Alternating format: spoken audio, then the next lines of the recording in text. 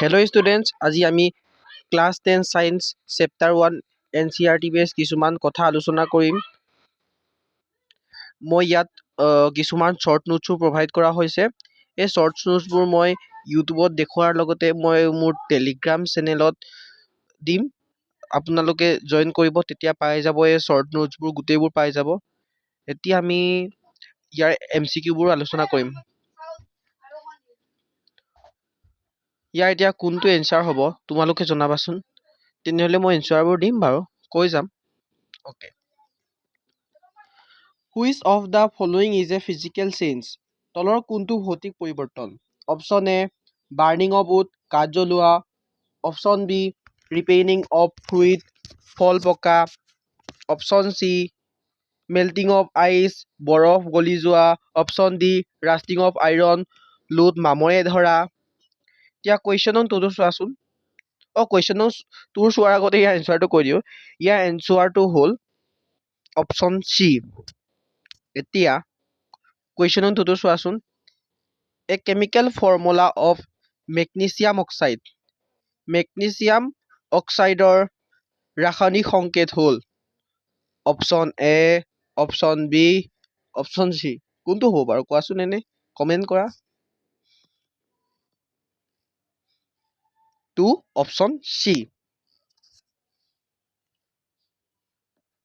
Question on 3.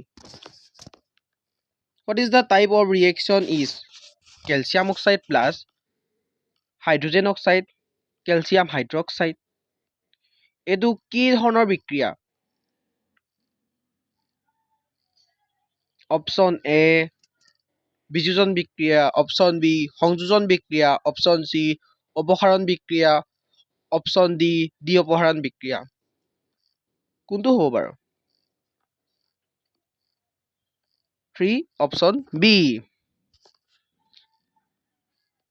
Question নং 4, জিংকৰ সৈতে লঘু ছালফিউৰিক এচিডৰ বিক্ৰিয়া ঘটিলে কোনটো গেছ উৎপন্ন হয়?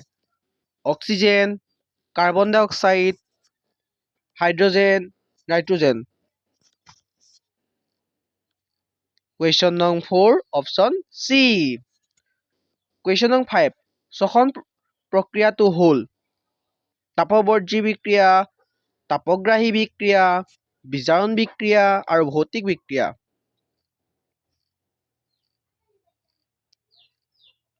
5 অপশ্যন এ। যি বিক্ৰিয়া তাপ শোষিত হয় তাক কোৱা হয়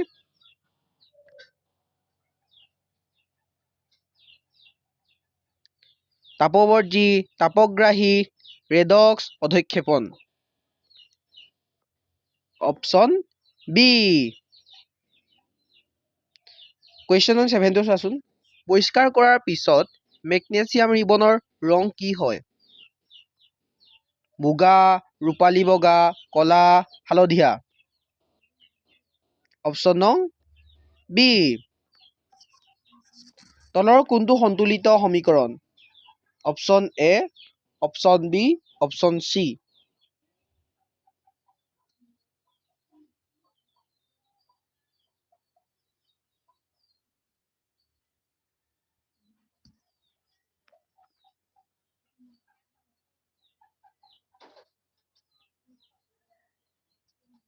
অপশ্যন নং বি। পৰিষ্কাৰ কৰাৰ পিছত মেগনেছিয়াম ৰিবনৰ ৰং কি হয়? মুগা, ৰূপালী বগা, কলা আৰু হালধীয়া। ইয়াৰ এনচাৰটো আছে দেখোন, option B.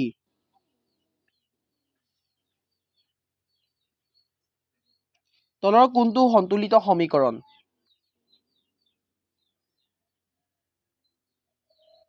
Option A, option B, option C. Option B. Lead nitrate উৎপন্ন কৰিলে ওলোৱা মুগা ৰঙৰ ধোঁৱাটো কিহৰ?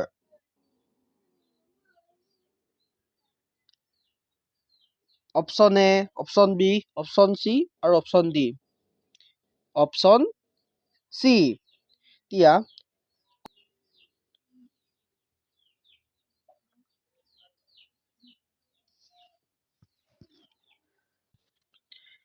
এলুমিনিয়াম অক্সাইড প্লাছ আইৰণ, এই বিক্ৰিয়াটো এটা উদাহৰণ। সংযোজন, ডি অপসাৰণ, বিযোজন আৰু অপসাৰণ। এতিয়া ইয়াৰ এনচাৰটো কি হ'ব বাৰু? ইয়াৰ এনচাৰটো হ'ব অপশ্যন ডি। এইটো মোৰ যোনটো টেলিগ্ৰাম চেনেলৰ লিংক হয়, মই ইয়াত গোটেই কুৱেশ্যন সোপা দি দিম আৰু কিছুমান কুৱেশ্যন আলোচনা কৰিবলৈ আছে, এইবোৰ মই আৰু এটা ভিডিঅ'ত দি দিম বাৰু। এইটো HSLC বেটছ বুলি এটা টেলিগ্ৰাম চেনেলত তোমালোকে জইন কৰি ল'বা, তেতিয়া ইয়াত সকলোবোৰ কুৱেশ্যন এনচাৰ লগতে প্ৰিভিয়াছ ইয়েৰ কুৱেশ্যন পেপাৰ সকলোবোৰ শ্বেয়াৰ কৰি দিম।